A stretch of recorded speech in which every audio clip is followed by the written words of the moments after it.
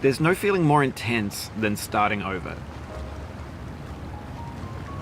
If you deleted your homework the day before it was due, as I have, or if you left your wallet at home and you have to go back after spending an hour in the commute. If you won some money at the casino and then put all your winnings on red but it came up black. If you got your best shirt dry cleaned before a wedding and then immediately dropped food on it. If you won an argument with a friend and then later discovered that they just returned to their original view. Starting over is harder than starting up. If you're not ready for that, like if you've already had a bad day, then what you're about to go through might be too much. Feel free to go away and come back. I'll be here.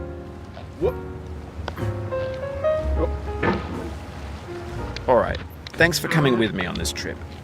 I'll understand if you have to take a break at any point. Just find a safe place to stop and quit the game. Don't worry, I'll save your progress, always, even your mistakes. This game is a homage to a free game that came out in 2002, titled Sexy Hiking. The author of that game was Jazuo, a mysterious Czech designer who was known at the time as the father of B games. And B games are rough assemblages of found objects. Designers slap them together very quickly and freely, and they're often too rough and unfriendly to gain much of a following.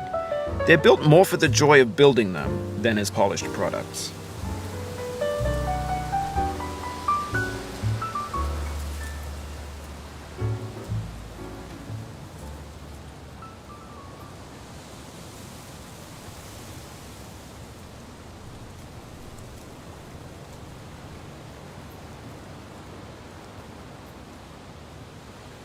In a certain way, Sexy Hiking is the perfect embodiment of a B game. It's built almost entirely out of found and recycled parts, and it's one of the most unusual and unfriendly games of its time. In it, your task is simply to drag yourself up a mountain with a hammer. And that act of climbing, in the digital world or in real life, has certain essential properties that give the game its flavor. No amount of forward progress is guaranteed. Some cliffs are too sheer or too slippery, and the player is constantly, unremittingly in danger of falling and losing everything.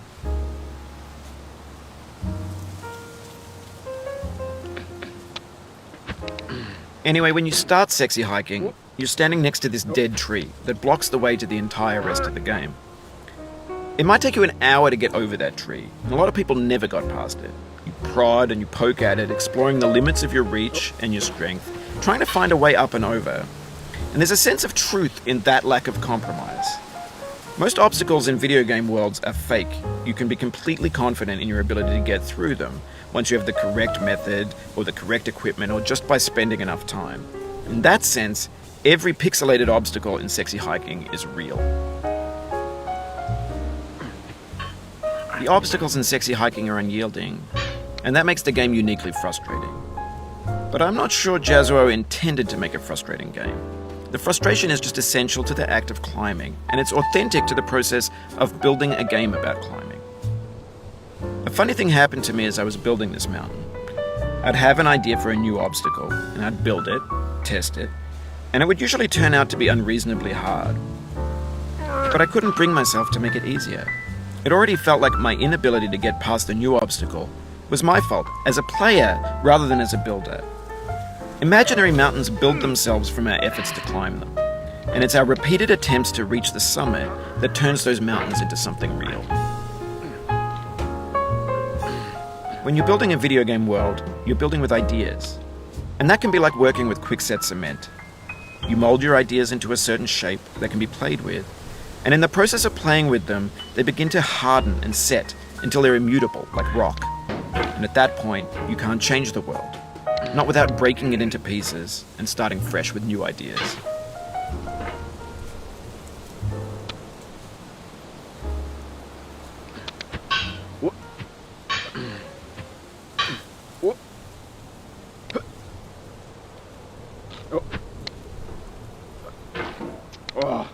Oh, you just lost a lot of progress. That's a deep frustration, a real punch in the gut.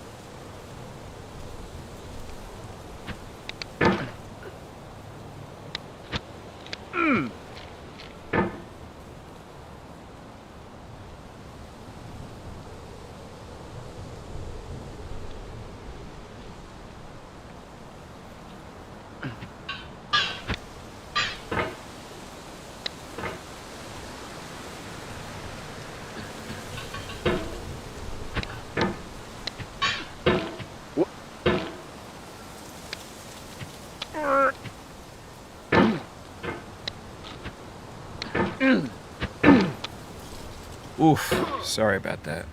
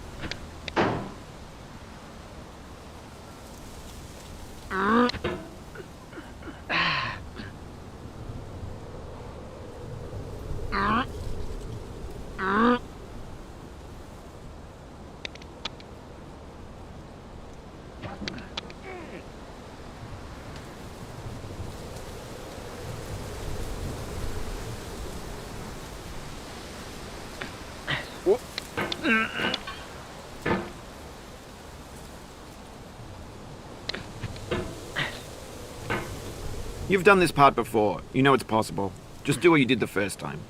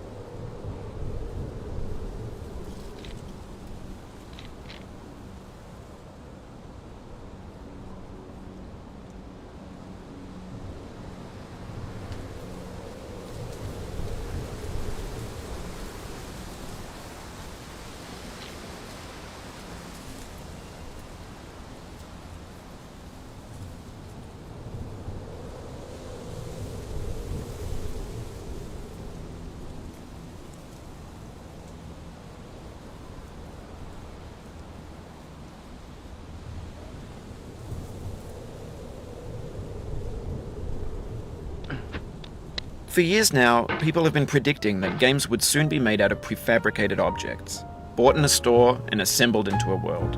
And for the most part, that hasn't happened, because the objects in the stores are trash. I don't mean they look bad or that they're badly made, although a lot of them are. I mean they're trash in the way that food becomes trash as soon as you put it in the sink. Things are made to be consumed and used in a certain context, and once the moment is gone, they transform into garbage. In the context of technology, those moments pass by in seconds.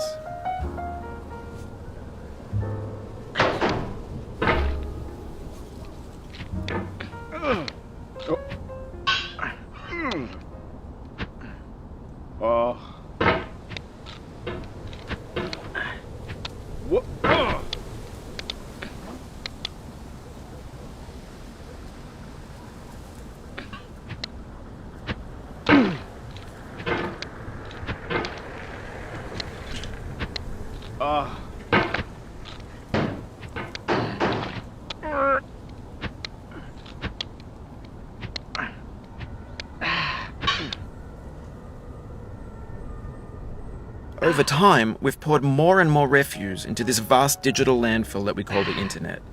It now vastly outnumbers and outweighs the things that are fresh and untainted and unused. When everything around us is cultural trash, trash becomes the new medium, the lingua franca of the digital age. And you can build culture out of trash. But only trash culture. Be games, be movies, be music, be philosophy.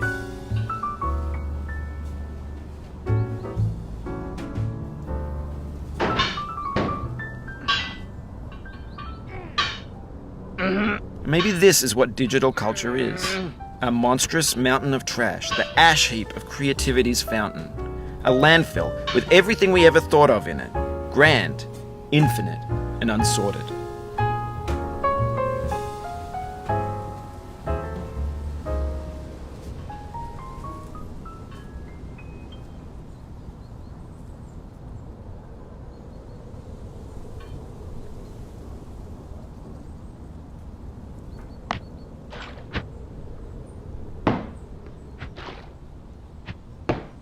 There's 3D models of breakfast, Gen X's fanfic novels, scan magazines, green screen Shia LaBeouf, banned snuff scenes on LiveLeak. Facebook's got lifelike bots with unbranded adverts and candid shots of Kanye and Taylor Swift mashups, car crash epic failed GIFs, Russian dashcam vids, discussions of McRibs, discarded, forgotten, unrecycled, muddled, rotten, untitled.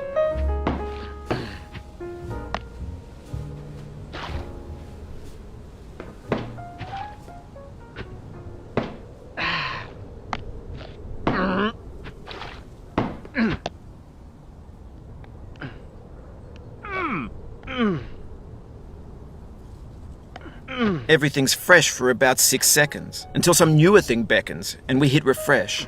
And there's years of persevering, disappearing into the pile, out of style, out of sight. In this context, it's tempting to make friendly content that's gentle, that lets you churn through it but not earn it. Why make something demanding if it just gets piled up in the landfill, filed in with the bland things?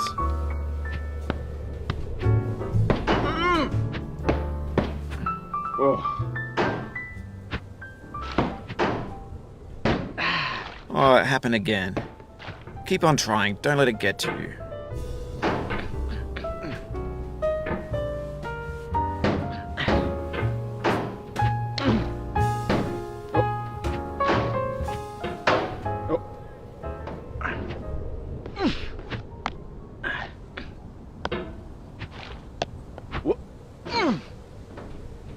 This thing that we call failure is not the falling down, but the staying down.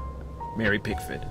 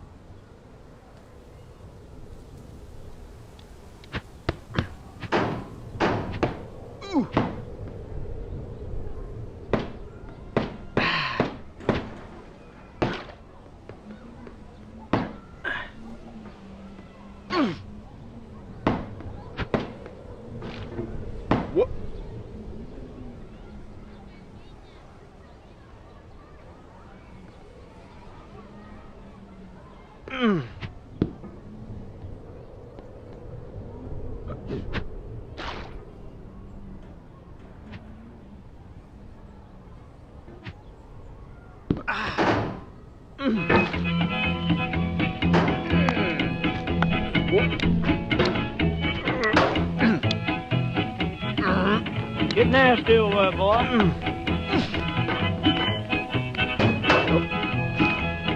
Going down the road feeling bad. I'm going down the road feeling bad.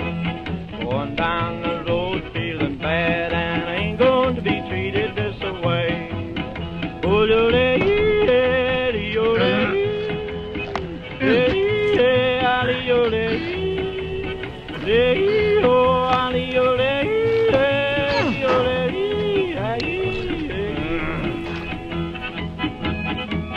play them blues there, boy, play.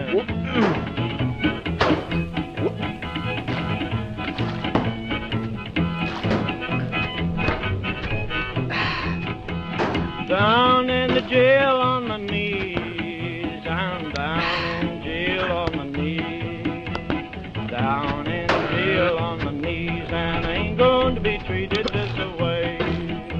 They feed me on cornbread and cheese, they feed me on cornbread and cheese, they feed me on cornbread and cheese, and I ain't going to be treated this way.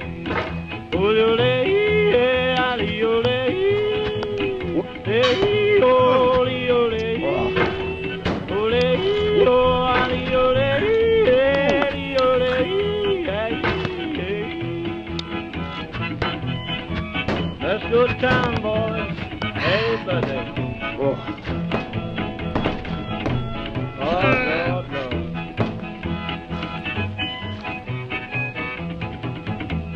$10 shoe fits my feet. $10 shoe fits my feet. $10 shoe fits my feet, and I ain't going to be treated this way. Going where the weather suits my clothes. I'm going where the weather suits my clothes. I'm going where the weather suits my clothes, and I ain't going to be treated this way.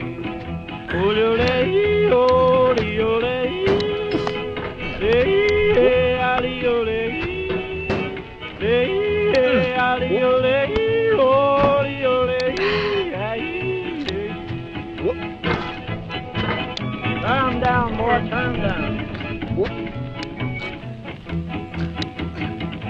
Hey, hey, hey.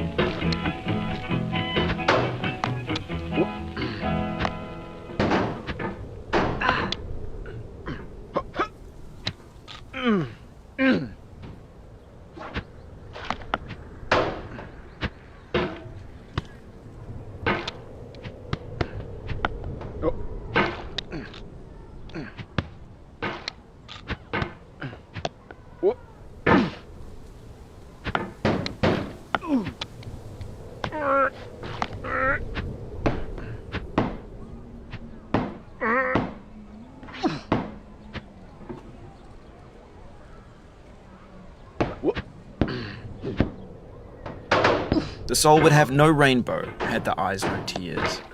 John Vance Cheney.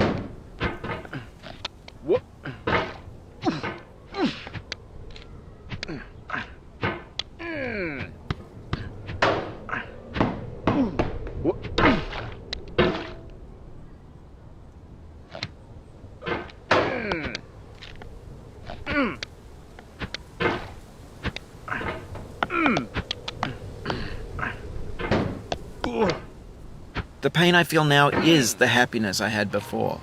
That's the deal. C.S. Lewis.